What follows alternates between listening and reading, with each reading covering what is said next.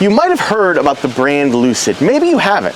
I mean, they only offer one car in the United States. It's a Lucid Air, and it's a sedan in a country that is obsessed with SUVs. Here's the thing about that sedan. Whether you've heard about it or not, if you're an enthusiast, you have. But if you're the average person, you haven't heard about it, here's what you need to know about the Lucid Air.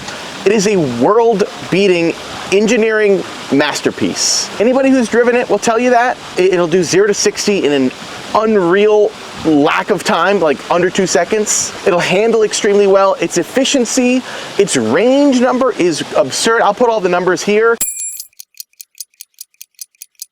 It is a world beater, but it's a sedan, again, in a country that loves SUV. And so, here it is, the Lucid Gravity. This is Lucid's first SUV. Lucid's trying to get in on America's obsession with high-riding cars. The way they build this thing is Lucid wants you to think this is the greatest SUV of all time. And I can't tell you if it is or not. I'd have to experience it a little bit more than I have so far. But I will tell you this. It has a combination of ingredients unlike any car, any SUV that I've ever seen. We're gonna walk around and we'll talk about what I mean by that, because it's quite something. First off, 828 horsepower, all right? We've seen that in some electric SUVs, but that is pretty absurd. Along with that comes ridiculous handling. I'm not just saying that because it's in the press release. I'm saying that because I've driven this thing. We're gonna cut to that footage now. We're in the Lucid Gravity, which is a huge deal for Lucid. It is promising to do everything, which is something that an EV might be able to pull off. Off-road capability, on-road handling, ride, efficiency, everything combined in one vehicle. I'm very excited. I'm here with David Lickfold. Lickfold, like an animal. Lickfold, okay. Head of Vehicle Dynamics, and we're gonna get a first drive. This is gonna be awesome. Let's do this thing. This car has the optional dynamic handling package, which means you have triple volume, switchable rate air springs, and you also have active rear steer, which you may have noticed turning right there. It was pretty tight, but the car has no problem with it whatsoever. One thing I was curious about is I saw the different spring rates. Oftentimes when there are different ride settings to a suspension, there's not like a huge difference oftentimes, but it seems like based on that plot, maybe there is on this vehicle. Yeah, it's huge. So we can go from, in our soft mode, we're softer than Lucid Air, which is a primarily comfort-oriented vehicle, to firmer than Lucid Air Sapphire, which is very performance-focused. The rear steer is in what we call stabilizing mode. So generally, it'll be steering in the same direction as you are steering. It switches at certain vehicle speeds, but what rear steer is trying to do is it's trying to lengthen the virtual wheelbase. So the car feels more stable, slightly slower to react. And at lower speeds, it'll be the opposite direction as the front. Yeah, exactly, for parking. It does feel soft. I mean, you really, when you go over, you can really feel it feels quite soft, but at the same time, you feel nothing in the road. So you've got wheels in the back whose steering angle you can adjust independently. Yeah. With a traditional rear rack, it would be the same steering angle for each because they're connected via rack, right? So is there an instance where you would have them steer at different angles? If you have a central actuator in the rear, which is like another steering rack in the back, you're bound to your Ackerman angle that you design in mechanically. Right. Whereas with these dual actuators, like we said, we can do what we want. In parking situations, we can give a different angle on the inside versus the outside. We can then change that Ackerman behavior for when you're dynamically driving in the canyons or when you're off-roading. So yeah, it gives us a whole world of possibilities. How are you marketing its off-road capability? Is it sort of like a gravelly, sort of Subaru-ish type stuff, or where are we at in terms of off-road capability? Obviously, it's no Wrangler Rubicon. Of course not. But it's up there with Range Rover Villa, that kind of thing. Can you get 10 inches of clearance? Just over 9. Just over 9. Yeah. So yeah, it'll do a surprising, for how well it drives on road, it'll do a surprising amount off road. But yeah, it rides extremely well in that setting, you know, to the point where the road imperfections it doesn't matter. I mean, really, we could save the world a lot in infrastructure costs because they wouldn't have to fix the roads off. I will say that, you know, looking at this car, you do end up having to. You can't have a huge box on wheels, right? Like that just doesn't work. And it'll be interesting to see how the customer sort of reacts to the shape, because this is a non-traditional shape, sort of a long wagon with sort of rounded edges. That'll be interesting to see sort of how the market takes to it. Agreed, yeah. We've had a lot of philosophical discussion about that, and something that Derek Jenkins, SVP of design said it really well, is this is the future of the SUV. If you want an SUV which is extremely efficient and has high performance and has all this space and usability, this is what it looks like. It's subjective, but That's the tricky thing. From an engineering standpoint, I think you're exactly right. yeah. Because consumers are not always thinking, it's not rational. Car buying is so irrational, And that can be frustrating as an engineer because certain shapes, yes, you want the most efficient car. You want the fewest compromises, right? Why would you add compromises to make it look like a box, Yeah, I can already feel the difference. It's very apparent. Yeah, especially rear steer is now agilizing. So effectively our wheelbase just got a foot or two shorter. Okay, I'd say push as hard as you feel comfortable. On these drives, I try not to be a hero. I'm not a performance driver, but we're going to see what she's got. If you want to drive for a bit, another option, completely optional, is I could jump in and show you what it can do if you like. The difference in ride and especially damping is extremely, extremely apparent. It really does give you a kind of a different demeanor. These dampers have a fantastic bandwidth between super comfortable and super controlled. These are Bilstein DT Sky, Damptronic Sky, which is the same system that's on Air, just redesigned a little bit, Gravity. They're worth the money. Don't tell Bilstein that. What's the weight distribution? I'm assuming mostly in the back? Pretty much 50-50. Oh, is it? Yeah. Okay. If you're in a sprint mode and a sporty stability control mode, it'll oversteer and you can drift it. Oh. If you're in smooth and the key up stability control, it'll tend towards understeer for safety. This thing handles like no SUV I've ever driven. It is absolutely ridiculous. I had the head of vehicle dynamics at Lucid drive me around these canyon roads here near Santa Barbara. It is mind-boggling. I'm not even kidding. This is crazy the way this thing handles on these canyon roads. Yeah. And the number of hours you must have been behind the wheel of this vehicle is shocking. Yeah, quite a few. All right, everyone, get ready to release your lunch.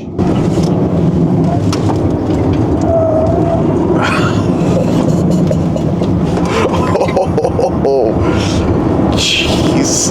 Oh my God. Holy smokes. It is oversteering here. So we're in sprint mode, so our torque bias is very rearward. Absolutely awesome. So it allows you to steer the car on the throttle. We've got Dave over here just using a 7-passenger SUV to just completely carve up this canyon road. It is absolutely absurd. This is ridiculous. As a journalist, I'm supposed to temper my enthusiasm and be and I'm trying, but this is too much fun. Yeah, this is an SUV unlike other SUVs. You can do this. By the way, that is a line that you hear from every automaker, but it is actually true in this case. Good Lord. Slicing it up. How is that even possible? Okay, sometimes you'll see an SUV that handles really well. I don't think I've driven in an SUV that handles that well, whose third row isn't an afterthought. It's for basically a 12-year-old child at most. With the gas car, if you want this kind of performance, you just have to sacrifice efficiency. You just do. If you want the power. But you don't here, which is incredible. On behalf of Lucid, I'd like to apologize for the state of your backpacks. Oh, all good. Yeah, they'll just be. I think I might have had some China in that. This thing will go 450 miles on a 120 kilowatt hour battery. That is fantastic. So there's just a lot to love. We're gonna walk around this and we're just gonna talk because it's such an interesting machine. So it's fast, it handles well, it's efficient. It costs a decent amount. And I would say, if we're gonna talk about compromises, Lucid wants you to think that this has as few compromises as possible. And it really has very few compromises in terms of performance. I would say the two that I see are, one, it's not cheap. It's an expensive car. It's a high-end luxury car. So it sort of makes sense that it costs 80-some grand. And then two, it's not like a crazy off-roader. Here you see it at its max ride height. I want to say this is at its max ride height. This is about 9 inches of ground clearance. And ground clearance isn't the whole game when it comes to off-road capability. It's really all about geometry. The approach, and especially, the approach and departure angles, they're not amazing. You could take this to a campsite probably, but this is not going to do what a Rivian's going to do off-road. So I'd say that's maybe its biggest compromise. But we should talk about the interior because it's just dope.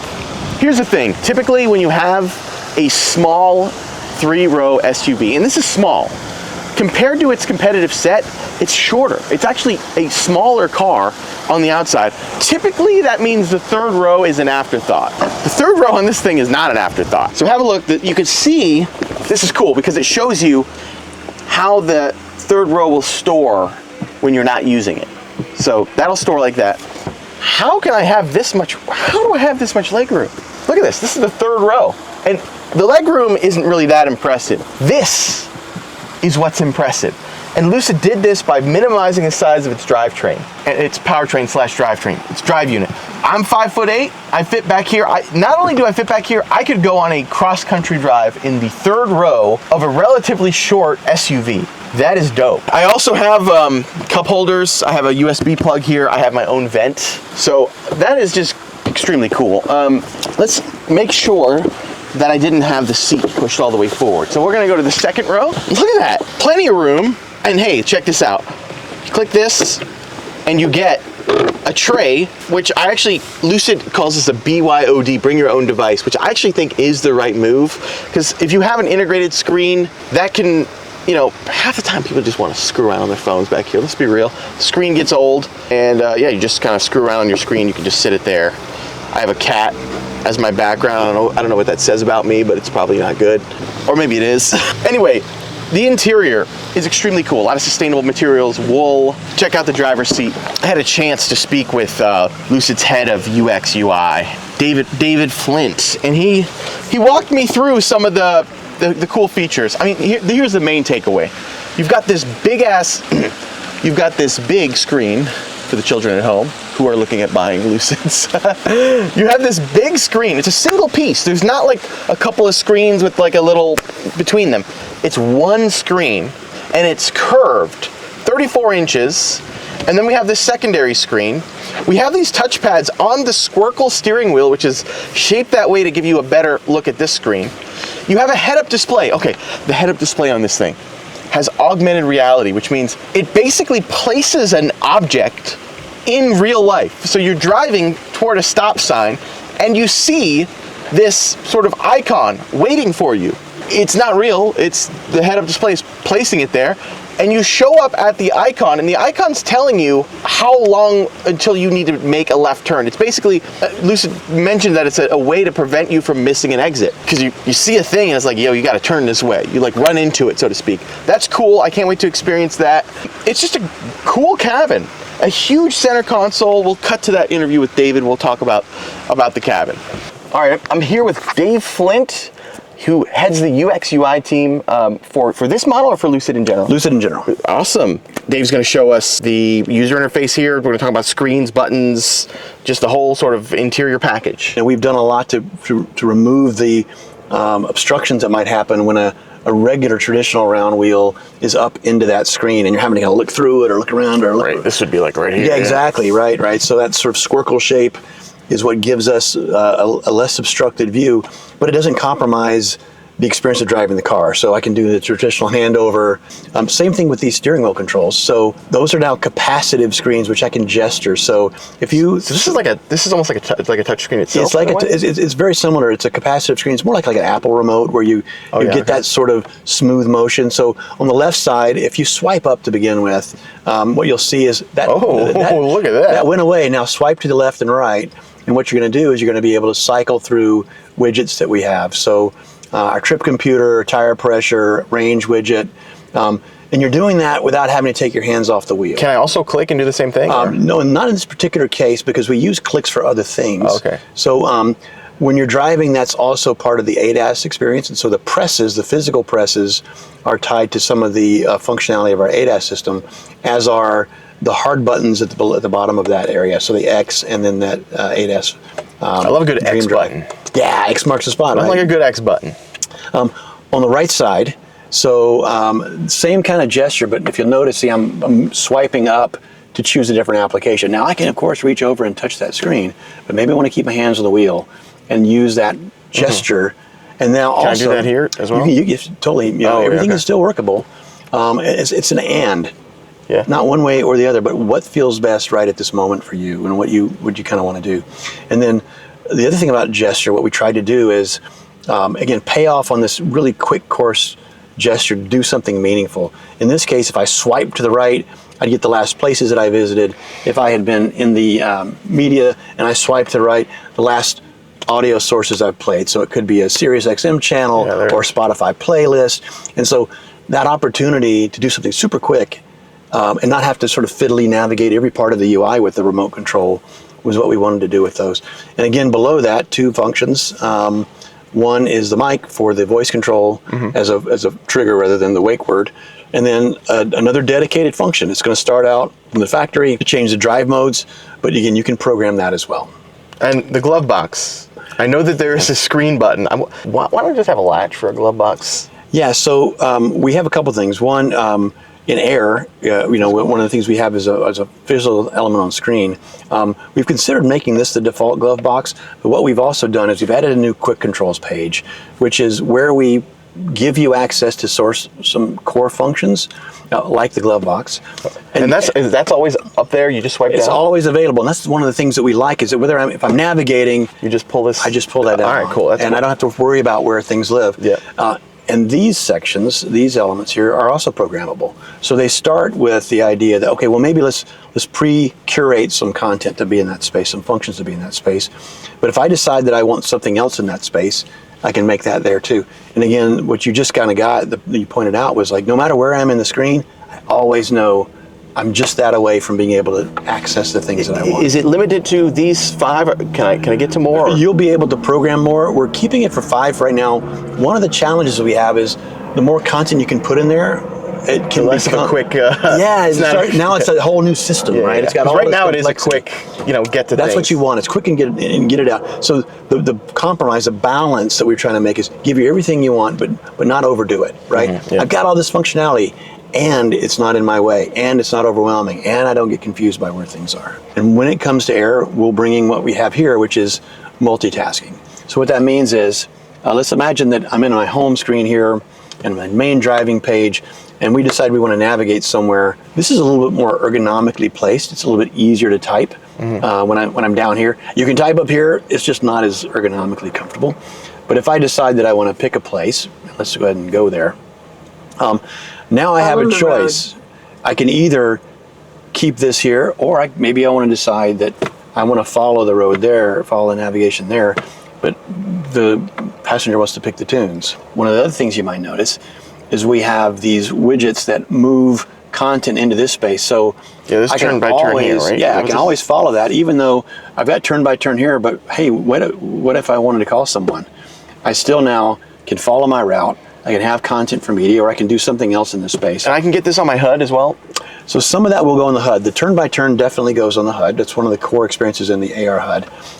That seems extremely cool. The augmented reality, where you're essentially you're arriving at your widget kind of in a way, at the stoplight. Yeah, the important part of the AR HUD for us is we want to make it indispensable, but also it can't clutter. Like, we don't want to take all this and now shove it up in front of your face and make it feel like it's cluttering up my view of the outside world. Oh, yeah, and that goes way deep, right? And this whole thing can slide there as well. So see, that's great. You can put you could put a baby in here if you wanted to. I mean, we've tried. No, we have essentially little cubbies for different products, objects you might want to put in there. We call them bento boxes, and those are accessories. You can choose which kinds that you want. There's so much to talk about with the Lucid Gravity. You can talk about how they promise 200 miles of range increase in only, 15 minutes?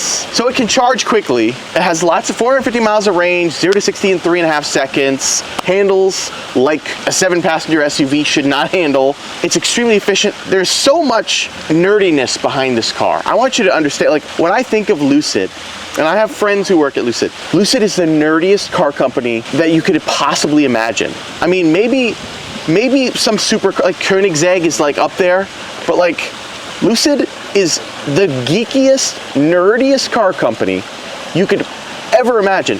Their engineers are constantly trying to figure out how to turn a bunch of components into a single component so that they can save every bit of space, so that they can reduce their frontal area, maximize their miles per kilowatt hour. It's extremely geeky.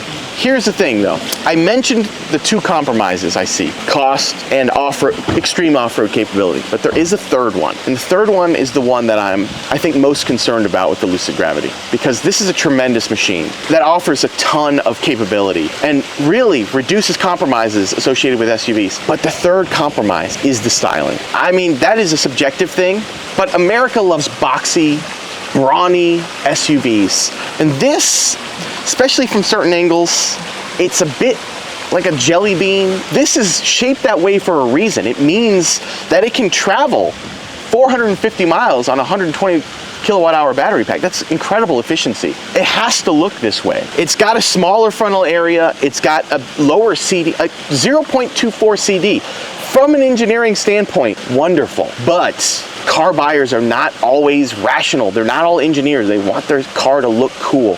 The Lucid Gravity, based on my short drive earlier today, and based on sitting on it, this thing might be the least compromised, the most broadly capable SUV, aside from off-road, ever. I mean, handling, efficiency, acceleration, space, it is ridiculous, everything that this thing offers. As an engineer, I think it's incredible.